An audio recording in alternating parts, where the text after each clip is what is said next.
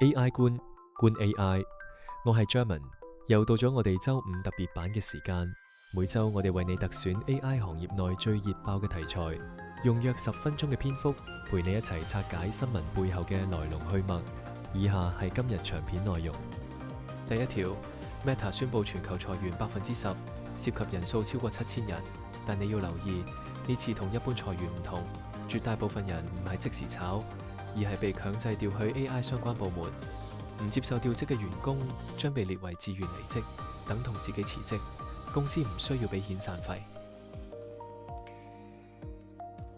點解係強制調職而唔係直接裁員？背後有幾個商業原因。第一，強制調職省遣散費，法律上清晰。第二， Meta 要快速將 AI 人才規模化，與其外聘，不如強迫內部人轉型。第三，最關鍵係朱克伯格係用呢個方法測試現有員工係咪能夠適應 AI 時代，唔得嘅人自動篩走。換句話講，呢次裁員其實係一次全公司嘅 AI 適應力測試。第二條就係 The Information 踢爆嘅 MCI 系統，全名 Manager Controlled Insights。呢個系統做緊嘅事包括全天候記錄員工嘅滑鼠移動軌跡、鍵盤輸入節奏，同定期截圖員工嘅工作熒幕。系統唔只係睇你係咪在工作，佢仲監察你每日花幾多時間喺唔同應用程式上面，精確到分鐘計算。仲有更加值得深思嘅地方， MCI 仲追蹤員工係咪喺上班時間去瀏覽 Google、LinkedIn、Wikipedia 呢類同工作唔直接相關嘅網頁。呢個數據表面係管理工具，但如果你係一個 AI 策略師，你會點睇呢批數據？答案係你可以知道每個員工一日有幾多時間係真正在做有創意、有判斷力嘅工作，而唔係查資料。然後你就知道邊啲崗位可以先被 AI 取代。MCI 係替代計劃嘅情報系統。第三條，監控消息傳開之後， Meta 內部員工嘅反應係強烈不滿。有員工喺公司內部匿名論壇發帖，指出管理層正在用監控取代信任，形容公司文化係恐懼文化。有另一個員工話：我哋以為我哋喺度建造下一代 AI， 原來我哋自己先係被 AI 管理系統管住。部分資深工程師表示，喺 MCI 消息公開後，已開始主動控工，唔打算等被強制調職。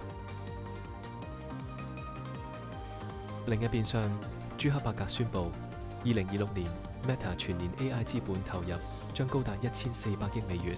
有幾大？香港全年 GDP 大約係3萬億港元，即係約3800億美元。Meta 一年嘅 AI 投資係香港 GDP 嘅將近40%。再換個角度，呢個數字係 Meta 2017年全年整體收入嘅3倍。係咁嘅規模，朱克伯格押上嘅唔止係公司，仲有佢全部身家性命嘅一場豪賭。第四條，Elon Musk 控告 OpenAI 嘅官司，聯邦法官正式裁定 Musk 提出嘅所有控罪，因為全部超過聯邦法定追訴期，即時撤銷，無需審訊。Musk 係2023年離開 OpenAI 董事會，佢嘅訴訟直到2024年末先提出。法官認為追訴期早就屆滿。Musk 事後表示計劃上訴，但法律界人士普遍認為追訴期係硬規定，幾乎冇空間翻盤。